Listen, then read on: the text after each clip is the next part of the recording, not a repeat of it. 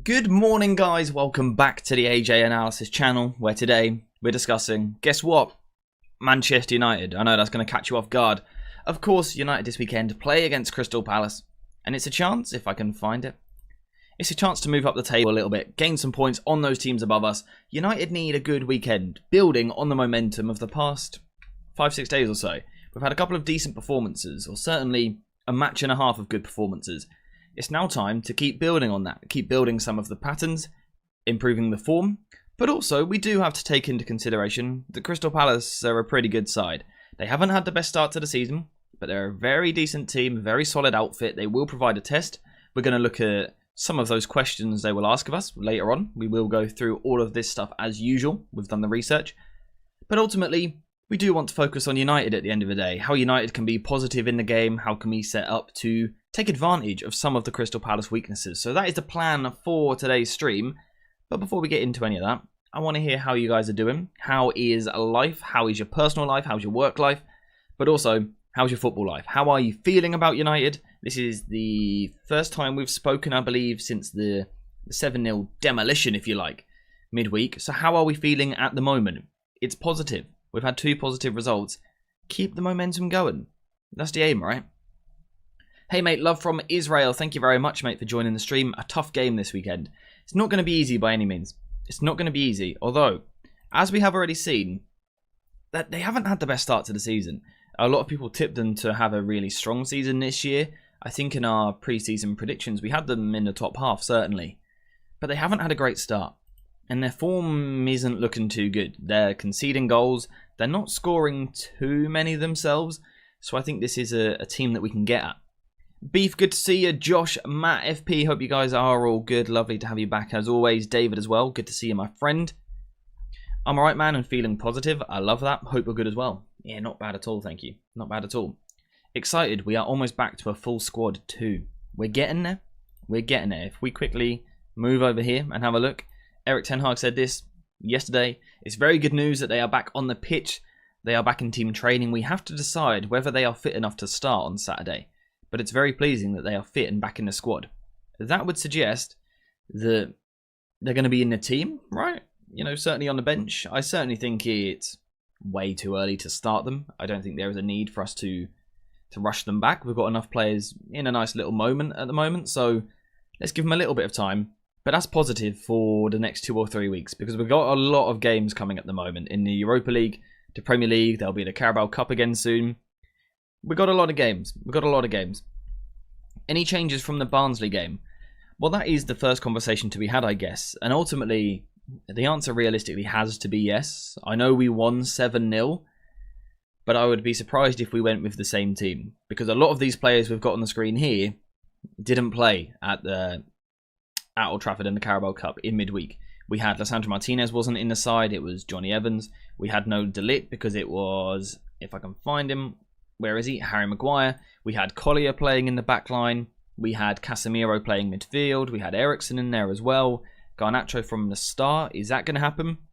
I'm not sure. I think there will certainly be a minimum of 4 changes as an absolute bare minimum, I would imagine, from the midweek game, which seems a little bit harsh, but we've got a good squad. Someone's got to miss out every week. This week, it's going to be the centre-backs changing, right? I would expect Johnny Evans and Harry Maguire to both come out of the team. And I'd expect Lisandro Martinez and De Ligt back in. Both of them seem fine after those injury troubles last weekend. Mazraoui also seems like he is fine as well, which is absolutely brilliant. Kobbie Mainoo is going to be an interesting conversation point in midfield, because it has kind of been suggested that we could manage his minutes in the coming months. Does that start this weekend? Possibly. I'm not sure. What I want to start off with today, though, to kind of help us make some decisions here, is actually, first of all, let's take a look at Crystal Palace. I want to look at what Crystal Palace are going to do, because if we can figure out what their strengths and weaknesses are, we can then figure out how our players can take advantage of that. You know, we might need a certain type of winger to capitalise on Crystal Palace issues, or defensively we might need a certain work rate to build from there. So we'll start off with Crystal Palace on the ball. Sorry for the lag there. We'll start off with Crystal Palace on the ball, because they are immediately a fairly interesting team.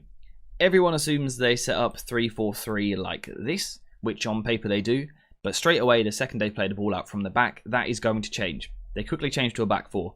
Guehi's going to move to right centre-back. Lacroix, is that how you say his name? I'm not sure.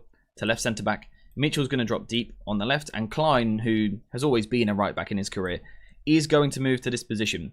So just because they are a back three on paper, if United do go for a high press in this game, chances are we won't be pressing against a back three. I would imagine we will be pressing a back four. So that is something to consider for this game. Good to see you, Madhu. How are you, mate? Good morning to you, sir. But yeah, that's definitely something we've got to consider for this game. You can see it here. Nathaniel Klein, on paper, and if we look over here, where is it? Here. On paper, Nathaniel Klein plays as a right centre-back. But very quickly, this is just a proper right-back role. There's nothing fancy about this. This is traditional right-back. And you see that back four form. The left-back Mitchell is just off screen at the top. But again, straight away, we're not going to be pressing a back three in this game. We will be pressing up against a back four. So that is something that we're going to need to consider. Need to consider in this game. How can we disrupt that back four? But also, these two in midfield as well, because they're nice players. It will most likely be Wharton and Will Hughes in midfield. But it could also be Czech Decore. He did start last weekend, so we'll keep an eye on that. But ultimately, this is how Palace want to play. They want to play with this 2-4 shape. So I guess the question is, where are they weak here? What's the problem with this shape? Well, basically, if we move it along to the next section of clips, it's here. It's this. When they get forced one way, we can see Nicholas Jackson doing it really effectively for Chelsea here. When this player is able to force Crystal Palace to one side of the pitch, if he was deeper, Palace could play across. But because he's high, he is blocking that passing lane. And you can see, when you force Palace one way, like this, you can very quickly match up with them. You can match up and really lock them to one side of the pitch. And that is something that United have tried to do in the opening weeks of the season. So this could actually be kind of promising for us. So why is this a problem for Palace? Well, obviously this player on the ball has no option. Because if he passes backwards, in here or over here, he knows those passes are going to be disrupted by these Chelsea players. So instead what they often resort to is a slightly hopeful, I would argue hopeless, ball round the corner. And the key here after that is being aggressive. If you can be aggressive on these half-space players, there is the real potential here to force Palace one side, force that ball forward. If you can win that ball, you can overturn possession and then get forward. So that is something that United have to consider in this game. I would be looking for players which are pretty good at pressing, but also these front-foot defenders at the back. I think is something that we need in this game. I believe we've got another example of this. We have, again, left-hand side. You can see it. Man-to-man. Chelsea have forced on one side. They're able to lock on man-to-man from there. And again, it kind of forces this hopeful ball into a channel or into a pocket. But if you are really aggressive on these players, you can win it there. And that's where someone like De Ligt could be handy on the right-hand side, right? Because we know he likes a physical battle. I think it's fair to say that. But it also happens on this side as well. We've got, again, Chelsea are forced on one side. Chelsea then lock on man-to-man. There's a guy just behind me here. Crystal Palace eventually decide to lump the ball long, which they do with, you know, a fairly... What am I saying here? They do it fairly regularly is what I was trying to say. So they kind of go long into this area. And again, if you are aggressive, if you can get in front of that forward, you're going to have a pretty good day against this Palace team. And I think that's something that United have to consider. Now, obviously the matchup, if we're looking at the back, we're looking at De Ligt against Mateta, because Mateta is a really good player. Brilliant form the back end of last season, and he started this season alright as well. But physically, he's just an absolute monster. So I want to kind of challenge you guys, I guess, to come up with a solution to this problem and how we're going to press, etc. But something we have to consider is let's get De Ligt against Mateta rather than Lisandro Martinez, because aerially that would be a bit of a mismatch. But like I said, what I want to do today is kind of push this over to you guys, and I want to hear some solutions from you guys. So playing out from the back, Crystal Palace will build in this structure. Where do you see weaknesses for them? Where do you think they look strong? What should United do? What should our midfield look like? I've already seen some suggestions in there. Lad, I reminded the video a bit because I missed some. I rewinded, got you. But you've just asked how we are. I've got to give you my flowers, my man, because on the internet nowadays it seems that narratives and lies are more popular than breaking down film. Ridiculous. I appreciate your commitment to discussing the beautiful game. Thank you very much, sir. Apologies that I struggled to read that a little bit, but thank you very much. That is very kind of you. Greatly appreciated.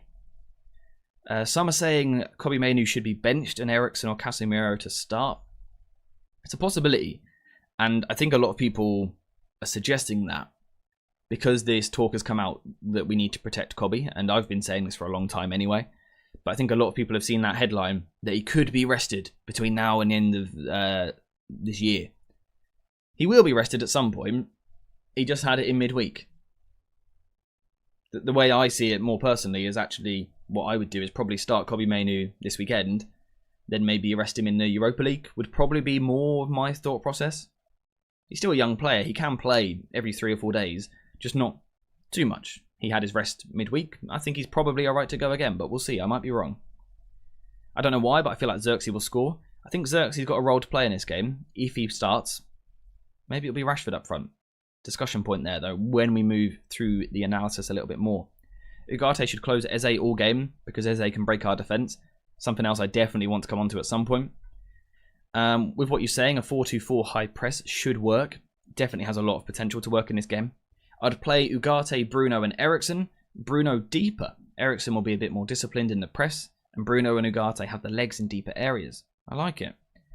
For me, the midfield I would recommend is Ugarte, Eriksen and Kobbie Mainoo. So dropping Bruno Fernandes out of the team. Interesting. I'm concerned about Dalot after that first 30 against Southampton. Yeah, they do have a threat down that right-hand side, Crystal Palace. It will be a problem.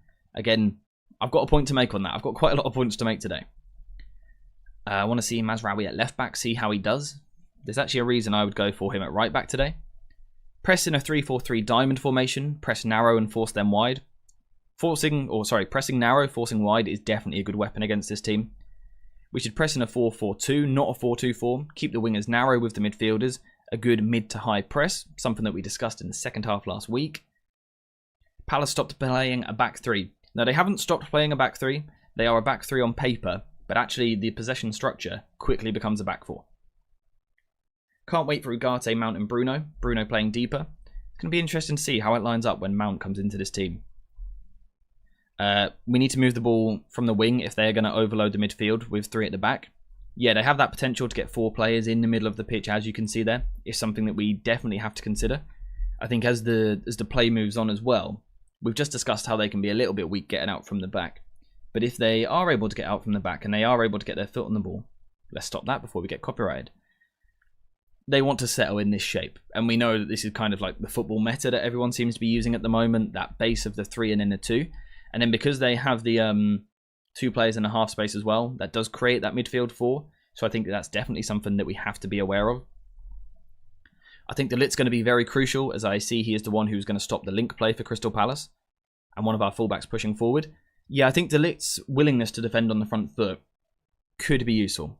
Could be useful. If it was me approaching this game, if I was Erik ten Hag, my plan would be to force Palace into their own half. Because I think once they get forward, they're actually pretty dangerous. So if we can stop them at the source, that would be the weapon. Because if they can move forward, like I said, they do carry a threat. Particularly out wide, where we know the benefits of a 3-4-3 formation. You get a wing back that side, you get a central midfielder that side, and you also get the inside forward. So you quickly get 3 players close to each other. So if we quickly have a look at this, it could be the wing back here, the inside forward, and then the central midfielder. It's a dangerous triangle, and it's a triangle that United have struggled with at times this season. To be honest, though, even going back to last season as well. United have struggled with this at times, and it's something that we do have to be wary of. Crystal Palace may not have clicked fully yet, but they cause problems in these areas. The combination play is nice, it's sharp. I want to talk about Adam Wharton as well in his kind of deeper position here. His passing range is phenomenal. He has the ability all day long. If we quickly move this, he has the ability all day to get the ball in this sort of position and with that left foot sort of wrap it into that area. Really dangerous. He done it last weekend against Leicester a lot. And he looks really dangerous. So he's another one who we've got to be aware of. And for me, the way to do that, as you guys are suggesting as well, is to get forward. Is to keep Palace in this area. Because like I said, they want to play in a back 3. But when they're deep, they're in the back 4. And that's when I think you can get at them a little bit. I think it's when they're in these positions. Now, something I should know also is, for me, a flaw with most back three systems. I know a lot of people around here like the back three, particularly on Discord. By the way, make sure to join that. There's a link in the description. A lot of people like a back three formation. I have one major issue with it, particularly with a team like Crystal Palace and how they use it. It's the fact that they have what I would call fullbacks providing the width as opposed to wingers. And Mitchell in particular has a real problem. When he receives the ball, he's not very dynamic. He's not a player who wants to dribble and take people on. You know, if this is a winger and you're going to isolate against Mazraoui all day, there's potentially a problem there. Because Mazraoui is going to have some trouble. He's going to be 1v1 consistently. He's isolated. That is a problem. But Mitchell is quite one-dimensional with his play. He wants to knock the ball wide and then whip it in, but his crossing isn't really that consistent. He's not a great creative threat. He did actually get an assist last weekend, but generally speaking, I don't think he's great on the ball. I really don't. And that's why I think, in terms of, again, if we are going back a few clips and talking about locking Palace to one side, I think Mazraoui being aggressive on Mitchell is a cue there. And if you guys, I don't know how many of you noticed it next week, because I didn't really cover it too much. Sorry, I'm just trying to find a clip for something else. Yeah, I don't know if you noticed it last week, but Mazraoui at times was really aggressive on Brereton Diaz. Because Brereton Diaz was right-footed, it forced him backwards all the time. I think Mazraoui has to do something similar on Mitchell here. If he can be aggressive, once we've forced him to one side of the pitch, if he can be aggressive from there, I think we have a lot of potential for turnovers in these areas. A lot of potential to win the ball and play. Again, I do just want to go to it again. We're looking at these situations. When you're forced one way, force Palace to one side of the pitch, here, looking on. If this guy up here can be Mazraoui jumping to connect, that could be really useful. Particularly if in this next instance, we've then got, I don't know, can this be De Ligt back here? Can this be Lisandro Martinez? He's quite a sharp player, aggressive on the front foot. I think it's something that United need to try and exploit. It does also bring us on to the next point, though. And again, we're just focusing defensively for now. We'll switch it in a second. How do you set up the midfield? How do you set up the midfield? Because I do feel that defensive coverage is important in this game. Because what Palace like to do in that 3-2 shape that we were discussing earlier, they like to get in this shape. They like to pop a pass forward and then they go backwards. We've seen that quite a lot, right? But what they like to do after that, rather than necessarily always then playing an outrageous ball forward, they like to carry it over the first few yards, particularly someone like Eze in midfield. If he can get on the up and then back, rather than up back through, Palace almost opt for an up back carry or up back burst. They want to carry that ball over the first few yards. I wonder if in this game we should put a focus on getting Ugarte this side with him. Ugarte, not necessarily the best over large distances. You know, he's got 30 yards to cover. I don't think he's great there. Short distances is where we are looking for him to dominate, short bursts, and that's exactly what Palace want to do. So I would consider Ugarte on this side. However, the only problem with that is it does then mean that in terms of, if you're looking at our wingers, our weakest defensive winger is on the left. If you're looking at our midfielders, our weakest defending midfielder is on the left as well. Perhaps a problem. I think Casemiro must start this game. He has the ability to create chances, and Ugarte will be there to cover the space in behind. And one of the fullback must invert in the midfield in this game. Yeah, so we will cover some of the on-the-ball stuff shortly, because I think this game might require something a little bit different from United. We might have to manipulate the Palace structure in a slightly different way to what we normally would. At least Mazraoui will be there to protect, but Crystal Palace won't even have anyone on their side of the wing. This is a big problem for Palace, and again the back three in general, because at times it moves to more like that. It's almost like a 3-4-1-2 a little bit, and Nketiah is a striker. They can really lack that outball in this channel, in this area. So I think if our fullback can be aggressive at times, we can have success there. I don't think they need to be aggressive at the same time, because then we are just leaving too much space out here. But I think if the ball side one is aggressive, whilst the other one tucks, I think United should defensively hopefully have too much. I think United, if we get our selections right, and I guess the high press is going to be the key, as it feels every week is the case. But I think if we get the press right higher up the pitch, I do think defensively we might have just a little bit too much for Crystal Palace. I don't know, let me know what you think. Could we go both Casemiro and Ugarte with Mainu? We could. Would you take Bruno Fernandes out in that situation or not? Ewan, good to see you, mate. Finally able to catch one again. Sup? I'm pretty good, mate. I'm pretty good. Looking forward to the game, actually. How are you feeling? We've had a pretty positive week. I hope we high press as a team.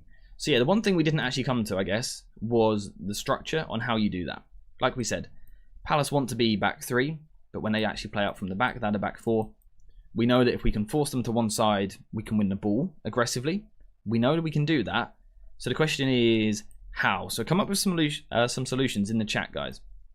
Let me know how you think we can go about pressing this sort of shape. So we're going to bring Mitchell deeper on the left. Klein shifts to right back. Munoz, is that how you say his name? I'm not actually too sure. High on the right-hand side. Instantly something to look at. Not traditionally a winger or an out ball player. So keep an eye on that. What do you guys reckon is the best shape to go pressing here? I do wonder if actually, once you've kind of shaped it up like this, I do wonder if that 4-4-2 that we saw in the second half the other day could be the solution. We'll come on to personnel in a bit if you like. I wonder if this could be the solution. I don't think there's a need for us to be overly aggressive straight away. I think maybe kind of let the centre-back have the ball once they've committed to one side. Actually, I feel like actually we don't need to go man-to-man in this game. I think we can give ourselves a spare player at the back, which is quite promising in terms of what United look to do. We've got to watch out for the 4-2-2 they switched to as well. Yeah, so as far as I've seen, that tends to be a ploy that they kind of use later on when they need a goal, when they're chasing a little bit. So obviously, perhaps that could happen later in the game. I guess hopefully that could happen later in the game.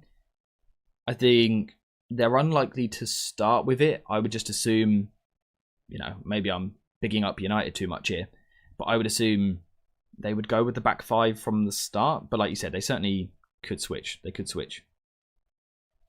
Do you think he could stick with a winning midfield of Eriksen, Kobe Mainoo and Bruno from last week? You could do. You could, because I am someone who always talks about momentum, keeping players that are in good form. Get these players close to each other, understanding each other's game, building momentum, building chemistry with each other. So I understand actually going unchanged from last weekend, or even maybe midweek, although it seems a bit crazy. But I do think tactically there's a couple of tweaks we have to make. Chad, your song is beautiful, mate, and I've just seen we've only got 31 likes on the stream. I mean, I don't mean to be rude, but I think those numbers need to go up a little bit. I think, no offence, we need more than 30 odd likes. I appreciate everyone who is here. If you could like it, would be great. It's so easy to do. You just tap the screen. So if you could, please. Please.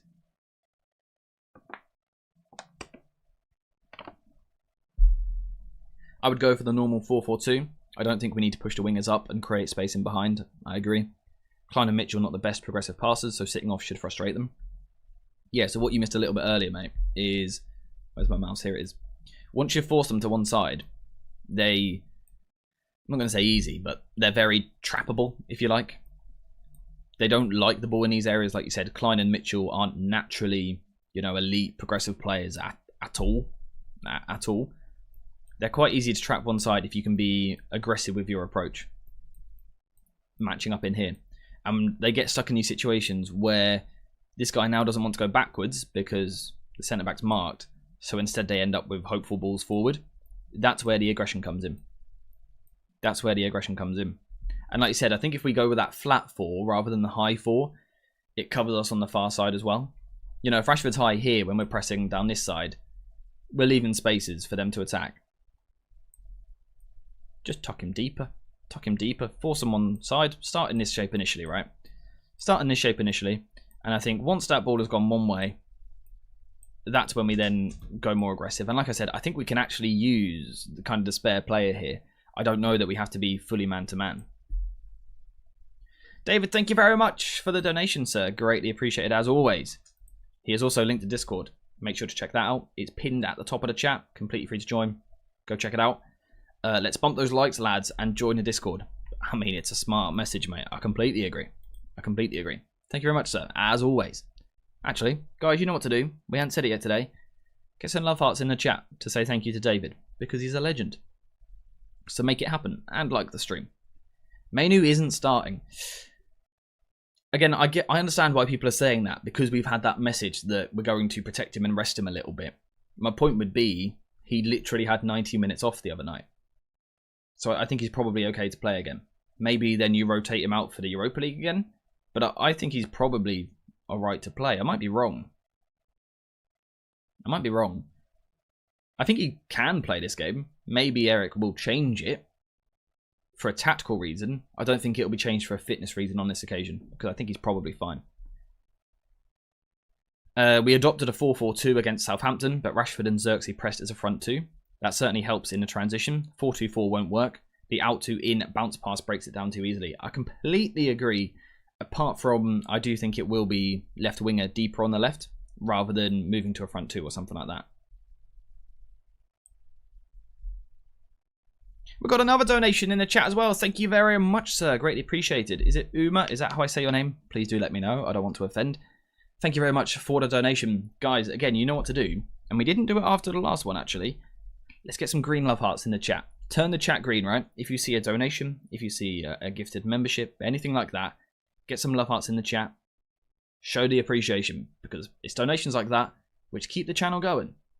Do what David's doing. Copy that. Copy that. If you're a member as well, you got loads of emojis, so there's no excuse.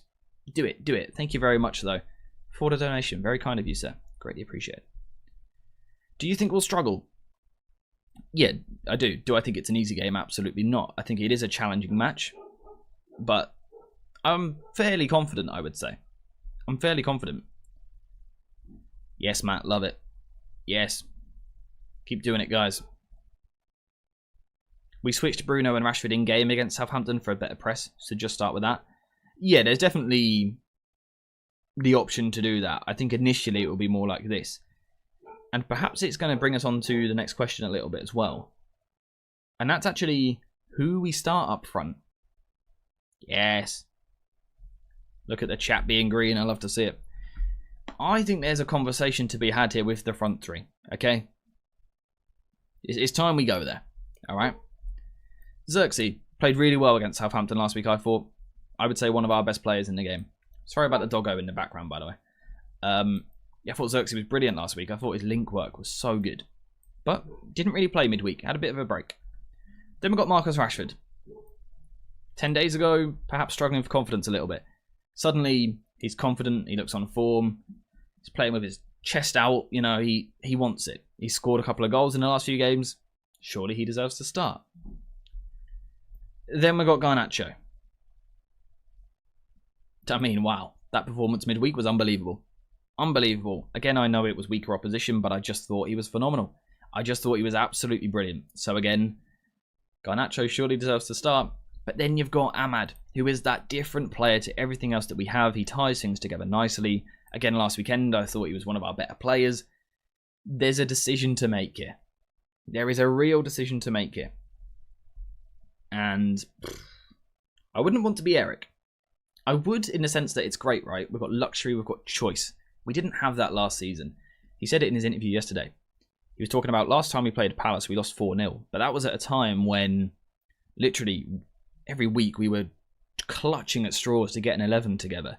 A lot of you guys who were here then will remember what the streams were like. Every week we were kind of like desperately trying to plug gaps, finding a midfielder that could cover the ground we needed to that week. Or, you know, we were trying to find a winger in. It was Forson at one point. Could he do a job to help us out a little bit? You know, who could we experiment with a centre-back? There were so many different conversations last season, just trying to plug gaps. Now we've actually got a bit of luxury and choice, particularly as we've got a couple more returning soon. It's quite nice. It's quite nice to have the discussion the other way around.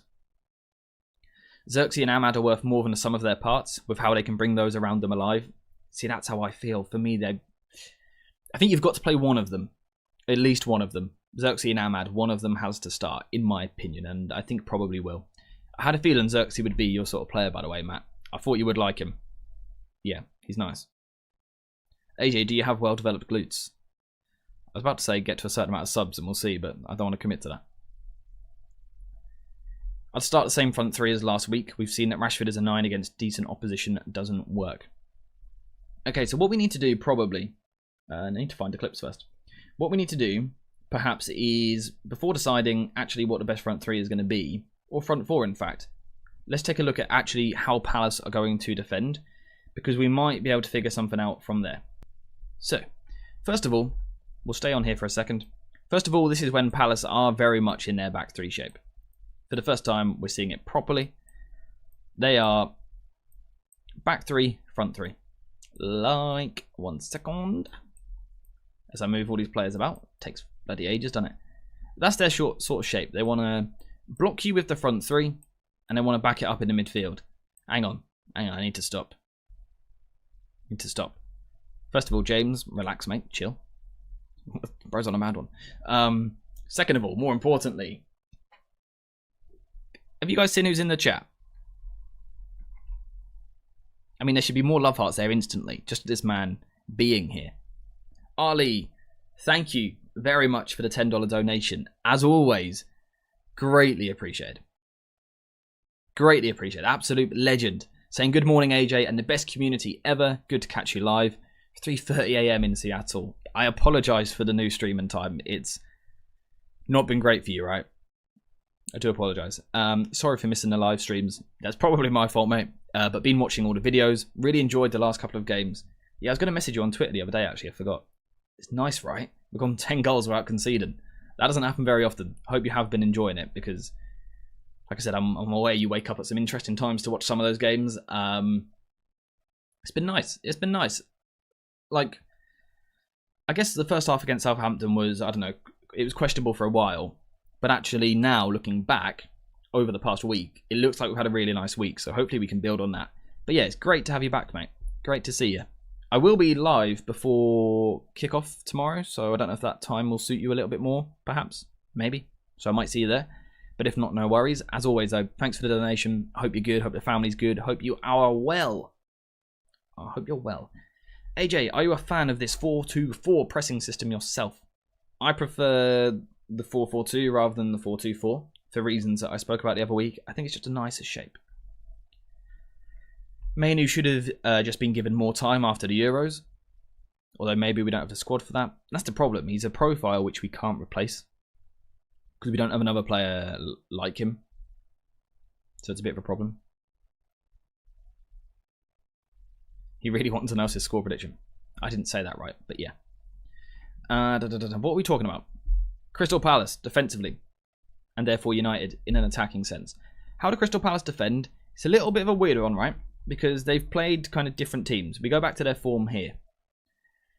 If we're looking at the way they defend, the one game where they have only conceded one goal, unless I'm blind, yep, the only game they have conceded one goal was Chelsea. Now in that game, Crystal Palace sat off. They didn't apply pressure high up the pitch. They sat off in a bit more of a mid-block and then eventually a low block. Chelsea dominated the ball. They had around 58 to 60% possession in that game, Chelsea. I was watching it back the other day. Palace were pretty tight defensively. They're difficult to break down. However, the other games, in all of the other games, Crystal Palace have conceded 2 goals. And in those games, Crystal Palace have been a bit more front-footed, a bit more aggressive, a bit more proactive, if you like. They've tried to control the ball. They've tried to press. But they've been hurt at the back. So I don't know how they are going to approach this game. I think they might. I think they might be a bit more passive and take the kind of Chelsea approach. Players a little bit deeper. Why are there 12 players on the screen? Because we need to figure out which United forward should play. And we're about to come on to that conversation. AJ, the 4-4-2 diamond, naturally a press matching shape. Bruno at the tip of the diamond with all 3 of midfield. He had a potential in that. I think the flat 4-4-2 might work better for the lack of space it leaves out wide, but we'll look at it shortly if you remind me. We've got Clayton with the membership. Thank you very much, sir. Hope you are enjoying your time here. Very kind. Could we play Eriksen? He is on form. We absolutely could. We absolutely could. Let me take one of these forwards out just to not confuse you guys. But anyway, Crystal Palace. I think they will be passive initially. And I think they will drop a little bit more into the sort of mid to low block. You see it here. They've got the front three, as we've seen they set up with on paper. But also you've got the two behind them, ready to be aggressive. And if you think a lot of the teams at the moment in the Premier League kind of go for a 3-2 shape, ignore the personnel, but a lot of teams go like this. A lot of teams go like that. Crystal Palace's shape actually kind of makes sense, right? Because they can match you in this deep phase here, but also they can match you out wide. It's fairly logical from Crystal Palace. I completely understand why they do it. It's completely understandable. We got it again here, just kind of prove the point that it happens more than once. This is the shape that they want to use. So how can you pull that apart? Because again, initially, if every team builds in a back three like this, Crystal Palace's front three does a good job of stopping them. They all work pretty hard, they're all decent defensively, they put their shift in, they make life difficult. So how do you overload it? I guess you just bring a fourth player deeper. Or certainly that's what Chelsea done. You can see it here. Just kind of a glimpse of it before we properly get into it. Caicedo there, looking at dropping a little bit deeper. A little bit deeper. Now, what Caicedo does, and he done it, I quite liked how Chelsea approached his first half. And Ewan said it there. Overload the wide areas. I completely agree. But it's actually the dropping into the back four which allowed this to happen. So let me move on. I've got the wrong set of clips, I've just realised. If we move on, let's try not to get a copyright strike. Here. Chelsea now move into the back four. Now initially this seems like an odd decision, right? Because it means Chelsea have less players higher up the pitch. So how are they going to overload higher when you're dropping players deeper? It doesn't make a lot of sense. But what they're going to do is drop just a little bit deeper into a back four. And now what this means is if we go across the Crystal Palace front three, previously they all had one player to pick up each. Now they all are kind of half and half, a little bit between two. Just a little bit. You can see this guy. He might have to go to the centre-back over here if the ball gets played. But also, he's got Cucurella down the bottom here. We move on to the striker. There's potential for him to have two men. Not always, but sometimes. And then again on the far side as well. And when a footballer has two players he's got to keep an eye on, he's got this guy here, this guy here. He's got two players he's got to keep an eye on. It's difficult to be tight, right? You can't be tight to two players because they're far apart. So if the opposition stretch it into a wide back four like Chelsea have done here, you can see the logic.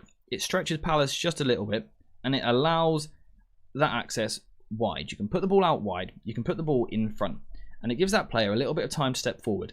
Now if we actually just quickly mark this out like so, you can see with the space that Chelsea have got, there's wide space there. They've got three players, and with this Palace player kind of out of the game, Chelsea could turn that into a 3 versus 2 if they wanted to. They could if they moved the ball quickly. Perhaps a better example though is here, when actually you play a little bit slower. Now again we've got Chelsea moving to the back four. Again I believe this is Caicedo dropping in at right centre back over here next to Levi Colwill. Now what this does is again it gives the Palace front three too many players to mark. So what Chelsea do initially is they move the ball to the right hand side. Now what Palace do from here is they try to force you to one side. They want to squeeze over. So this front three are now going to come over and go man for man with your three defenders, which from a Crystal Palace point of view is absolutely fine if you're pressing against three.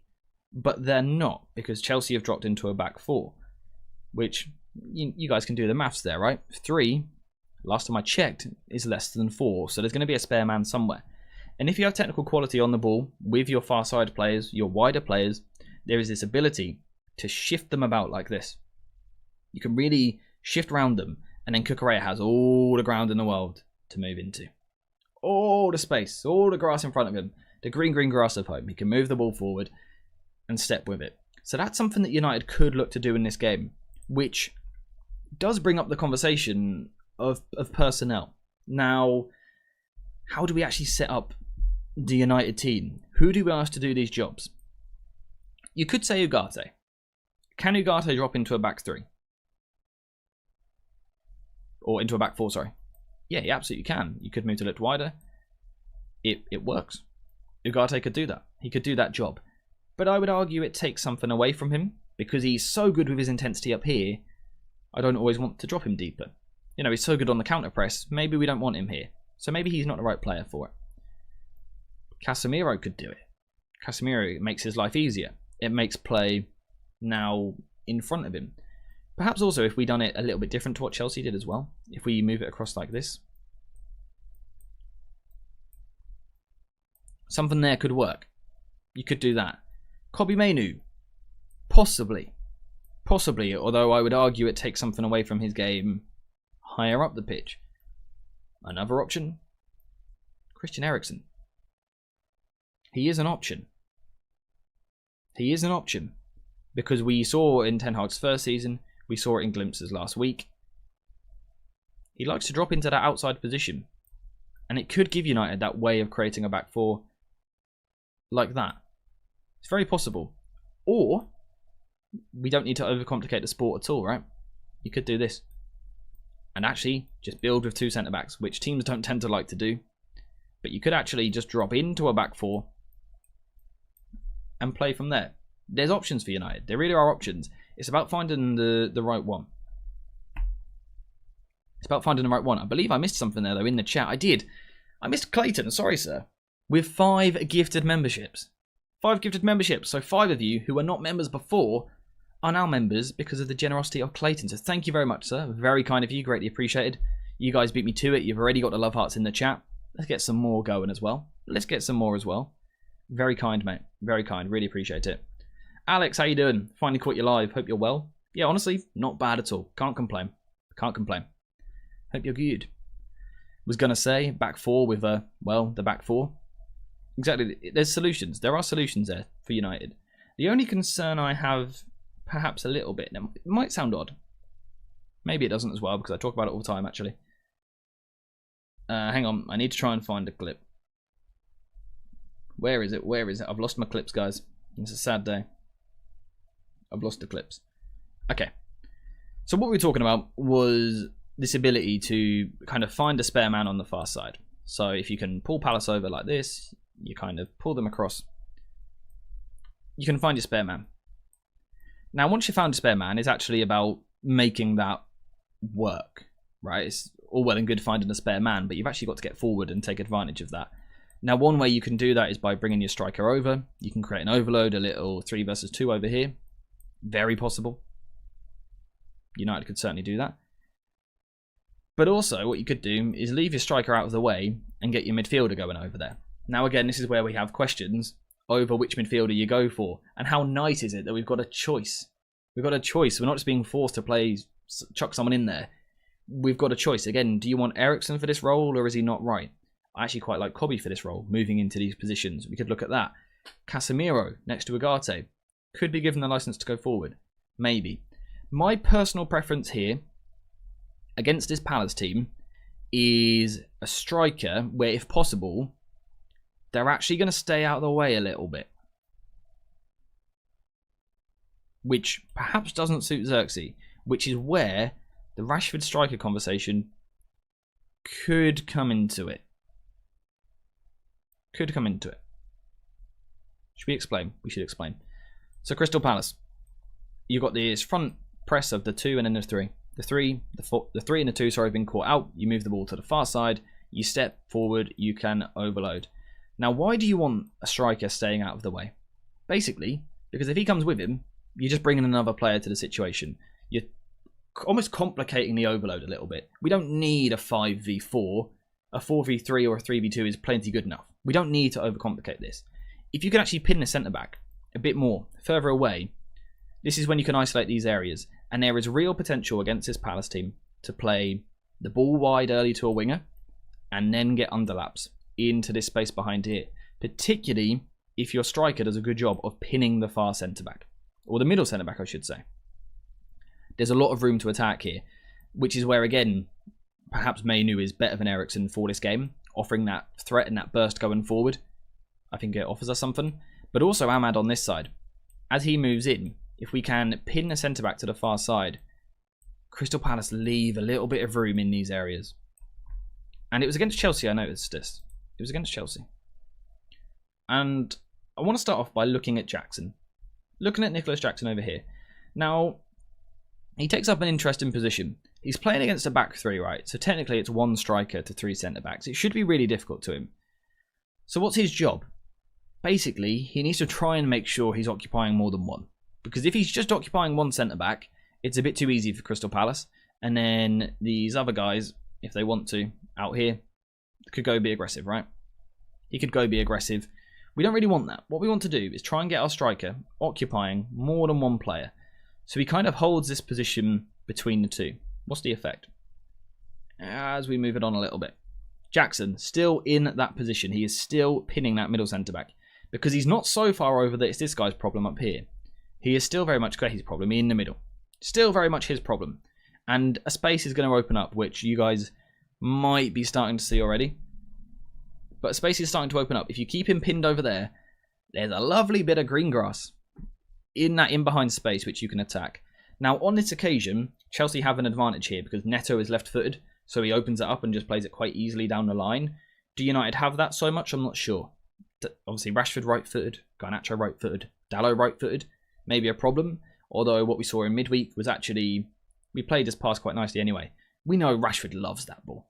Rashford loves that ball, doesn't he? Alex just said it there. That space is perfect. Rashford is great at playing that pass, but he's also actually great at getting on the end of that pass as well.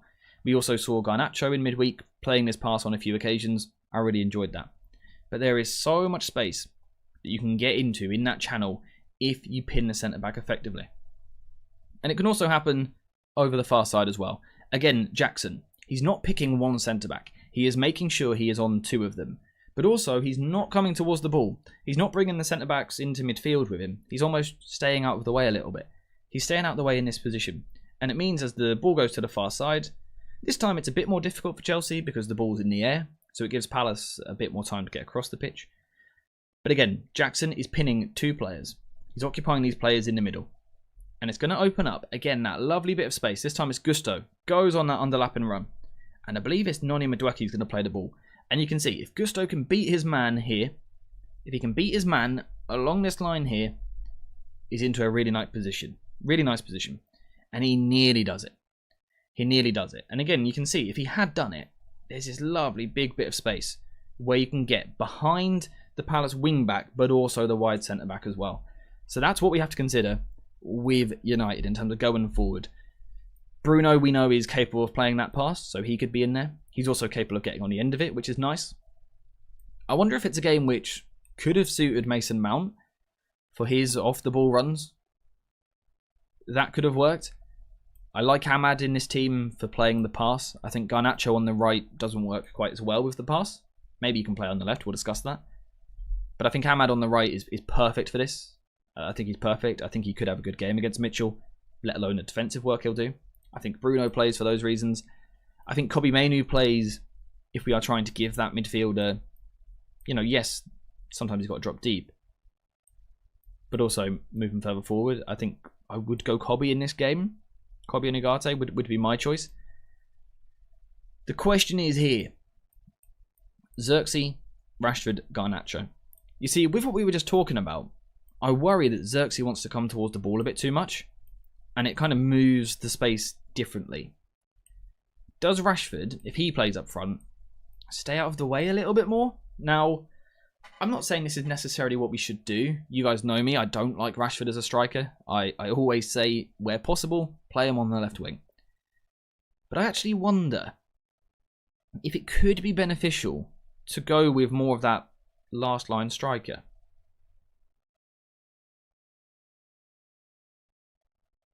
Let me know what you think. Yes, Mount would have been perfect for the press too. Yeah, I think this game could have been set up so nicely for him. So nicely. 305 watching. Come on, guys. Let's hit the like button. This community deserves the likes and the thumbs up. I completely agree. We're on 101 at the moment. Can we run those numbers up just a little bit, please, guys? I don't want to be ungrateful. I really do appreciate everyone that's watching. The 101 people that have liked. Could we get those likes up a little bit? Okay, it just went down to 100. Whoever done that, you're rude. Can we just bump it a little bit?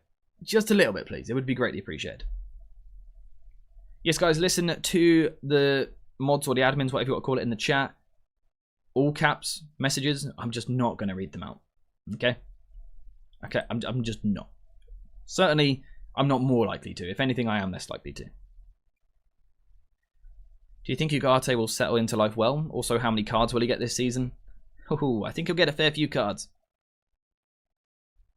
I think he'll get a fair few cards this season because he likes a little foul. He's sometimes a little bit slow getting there. I think he'll get a few bookings this season. I think he'll overall do pretty well though. If Rashford played as centre forward, do you think he can deal with the 3 centre backs? Yeah, see, this is where I'm unsure. Again, I'm not even necessarily recommending Rashford as a striker. I just want to throw it out there to see what you guys think. He does give us the ability to pin the centre backs potentially a little bit more. It's almost not about him handling the centre backs as such. It's more him distracting them. But also he's a player in good form. We want to get him on the ball as well, which means you play him wider. I don't know, I'm a little bit unsure. Zirkzee brings composure in our creative play. He does, you're not wrong. Again, I'm not even suggesting Rashford. I just want to throw the idea out there because it will be in Ten Hag's mind, I would imagine, because he played well there in midweek. It allows him to get this front 3 together. I think it will be on his mind. But we also know that Zirkzee was just so good last week and brings something a little bit different with the temperament, the silkiness of his play. I don't know. Rashford is a confidence player. I completely agree. And at the moment, it looks like he's got a little bit of confidence. Let's keep it going. Keep it going.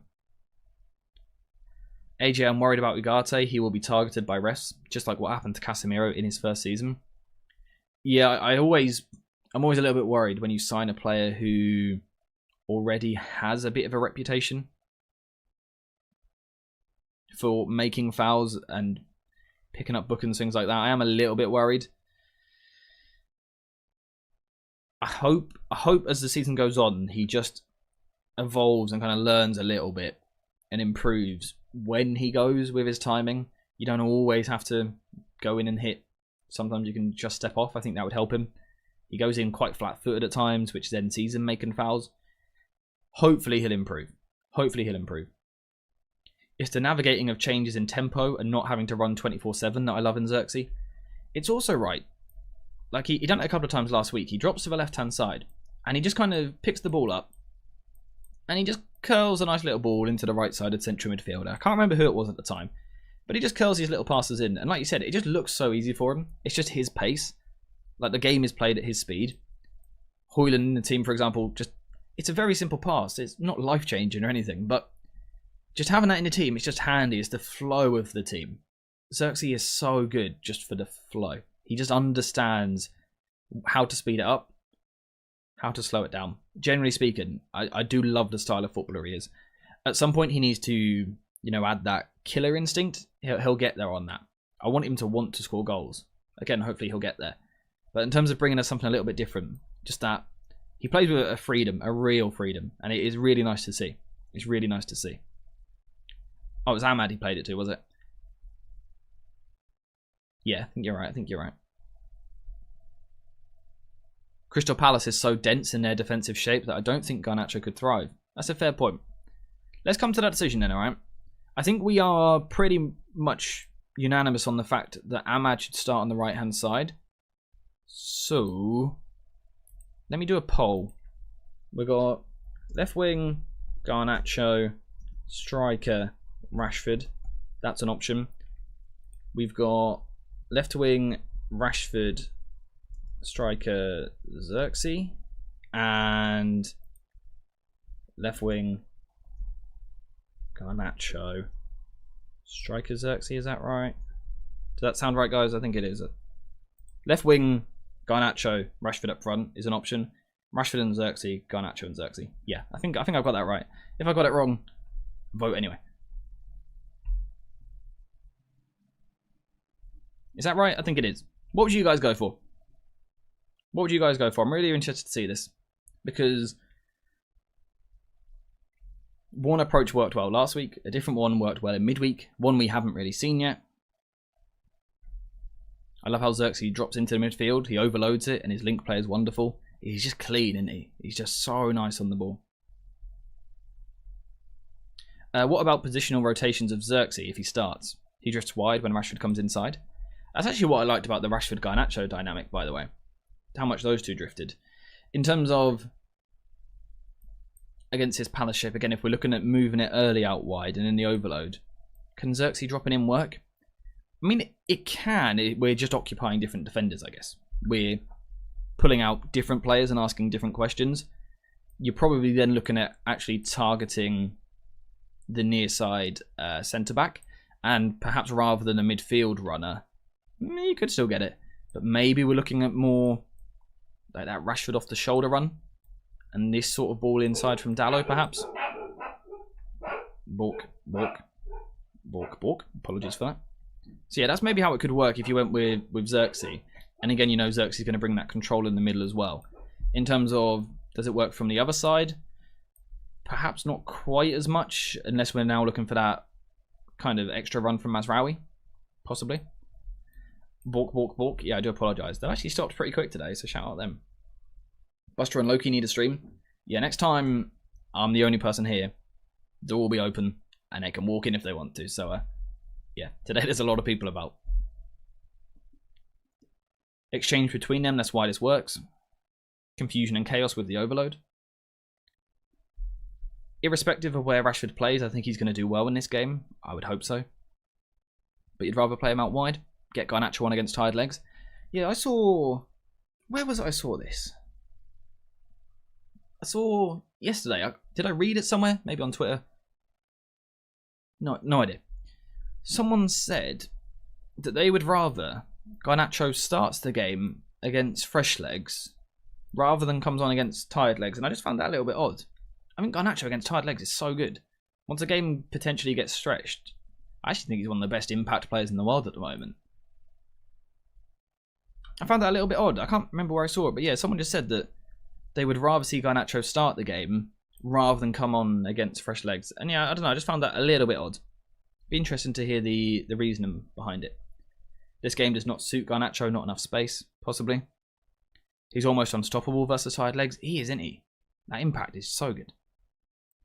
I prefer Garnacho off the bench. He is electric and very influential when he comes against tired legs. Got a man sent off and scored. Yeah. I understand, right? He's going to want to start this football match, of course he is. He turned in a performance in midweek where he got 4 goal contributions. He scored from the bench last week, got a player sent off. He's going to want to start. He's going to want to start, and rightly so. He should be demanding to start. He should be going up to Eric saying, I want my start in the league, mate. But I still think as a player, it maybe just suits him more as that impact. More having that impact from the bench. Maybe I'm wrong. I just think against deeper teams, which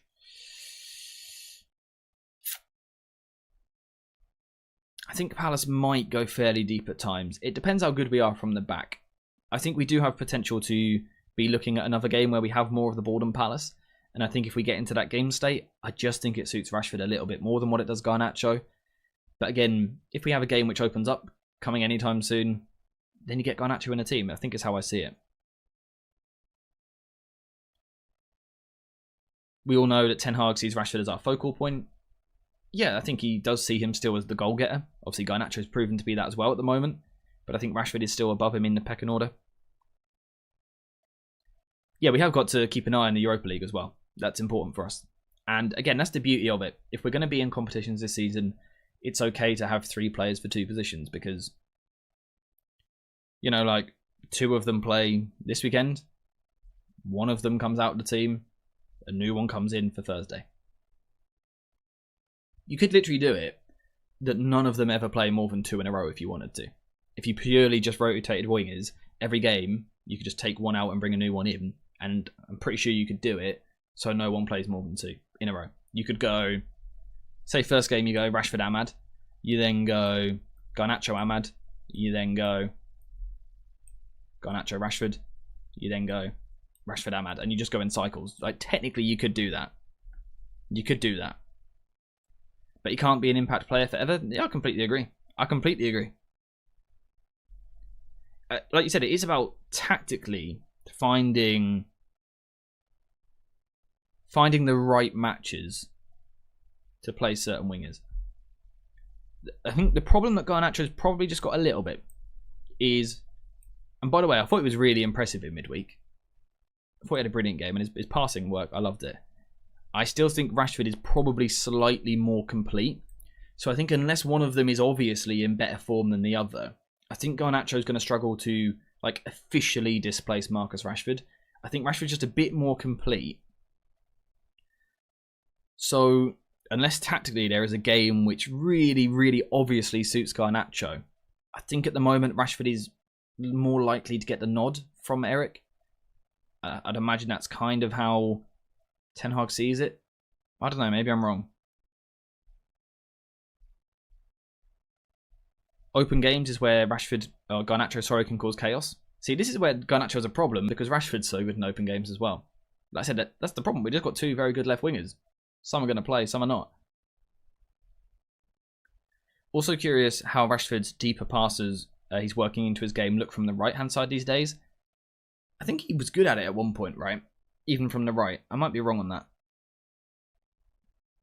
We can look at it another way. Can Ahmad last 90 minutes? If not, then Garnacho from the bench. Exactly. Garnacho offers us something from both sides. And again, pure impact. He's great. He is great. I hope he gets a lot of starts this season. I think we're going to have this conversation pretty much every week, to be honest. Every week. I think we're going to see this all throughout the season, unless we get an injury. Maybe at some point we will notice something in an opposition fullback, which means Garnacho is a definite starter. But like you said, neither of these three, Rashford, Garnacho, Ahmad, none of them can start every single game this season. And they won't start every game this season. We're going to change. We're going to change. They just got to take their opportunity when they get it. Garnacho done it in midweek. Hopefully whoever plays tomorrow will take their opportunity as well. If we have three players who are just churning out goal contributions week in, week out, we're laughing, right? We're loving life. Absolutely loving life. Speaking of churning out goal contributions, this is a ropey segue. Score predictions. Score predictions. For the starting 11, I'm going to go for this. I think Ten Hag goes for this. Although we might see something different in midfield. Score predictions. Personally, I should close the poll as well. I should close the poll. So 74% went for Rashford and Zirkzee. We had 131 votes, which is insane. Thank you very much, guys. Love that. I wonder how different that would have been 7 days ago. Interesting. Let's end the poll though. Yeah, let's get some score predictions in the chat. I'm feeling 2-0. 2-1? 2-0. 2-1, 2-0. 2-1 or 2-0? I'm going to go 2-0. I reckon we get a third clean sheet in a row. I don't know if I believe that really with my heart, but I'm going to go for it. I'm going to go for my goal scorer as being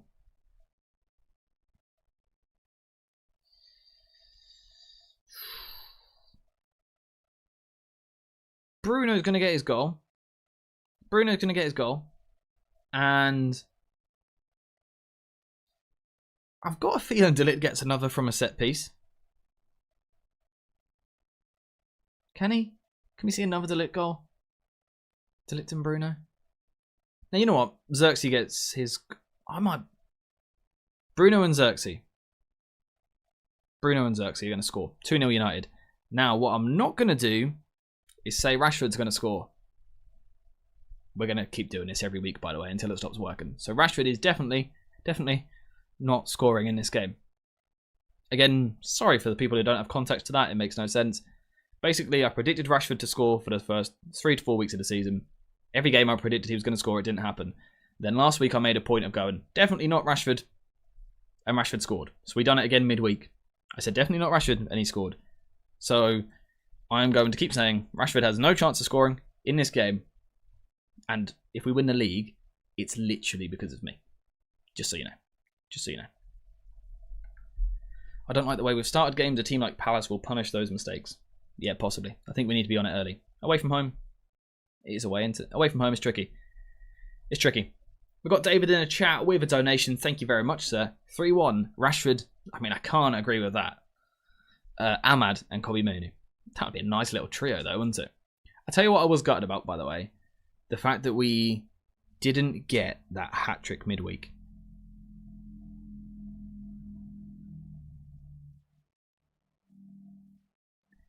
The hat-trick would have just completed that game so nicely.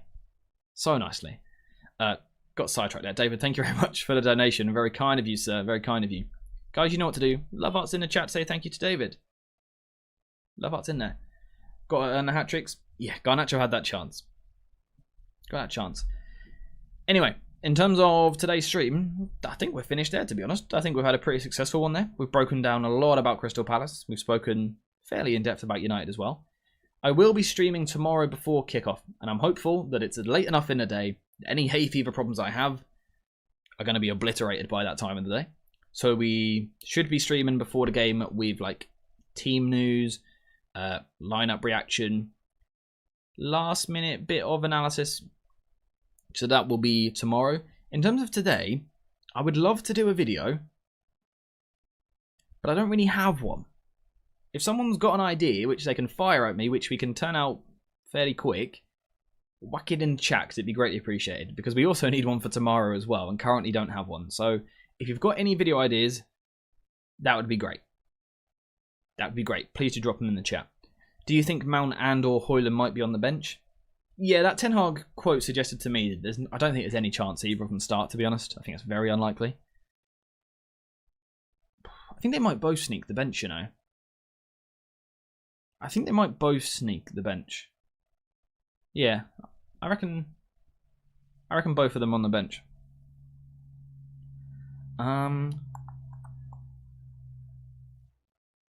Maybe a video talking about set pieces and the improvements. Oh, that could be an interesting one. Be interested to look at the set pieces leading up to the goals last weekend. See if there was anything which kind of was like foreshadowed before that. Ranking the front three in 10 combinations. Oh, I like it as an outside shout, although I just know I'll be attacked the second I say Rashford. How could Mount fit into the squad? I definitely want to do a Mount one. It's just a case of dropping it at the right time for when he's returning. I want to do the same with Højlund as well, where he fits in. I think I'll probably leave that till like midweek next week, when they're more likely to play. Premier League table prediction. We actually done that on a stream a couple of weeks ago. It's probably on the channel somewhere still. You might need to be a member to see it though. I'm not sure. Yeah, thanks for the ideas, guys. If you've got any more, get over to the Discord and whack them in there. It's linked at the top of the chat. Go have a look. It'd be greatly appreciated if you could join. Again, there is a section for video ideas. So not just for this weekend, but moving forward. Get involved over there. James, all good, mate. No worries. But yeah, I think I'm going to wrap it up there. We've had like consistently 300 plus viewers for a lot of this stream. We're on 156 likes, which we love to see. 5 gifted members and around £10 in donations. Absolute legends to a lot of you. Also, though, of course, those that have sat there quietly minding their own business. But the chat has been popping today. Absolutely popping. I haven't had like a minute to catch my breath today. I'm actually rather warm. The chat has been literally non-stop. So I really appreciate that, because ultimately, right, I can sit here and talk all day, but it's you guys that make these streams with what you put in the chat, because it gives me something to bounce off. So yeah, appreciate that. Before we leave, like David said there, if you could leave a like, it would be greatly appreciated. If you could subscribe, it would be amazing. Absolutely amazing. Notifications on as well helps. It tells you when a video or the stream goes out. So please, if you wouldn't mind, that'd be greatly appreciated. Also, before we leave, show some love for Ali in the chat. Back in the stream, it's been great to see him. And he said, thank you, as always, for bringing the high-quality content. Good to be back again. I hope I will see you all soon. You too, my friend. It's been great to see you. Great to have a little catch-up. I might message you later as well. Thank you very much, though, for the donation. Very kind of you. As always, just one of the most selfless people you'll ever meet. Selfless, by the way, just to make that clear. Absolute legend. Love Arts in the chat like you guys are doing. Thank you very much for watching it. I hope you have enjoyed the stream. I literally looked at the complete wrong place to find the end stream button there. We've also got the membership from Alex for 10 months as well, saying keep up the fantastic work. Alex, thank you very much. It's been great to catch you today as well, mate. Good to see you. Hope you are well. Yeah, I'll see you guys all in the next one. So, thank you very much. And goodbye.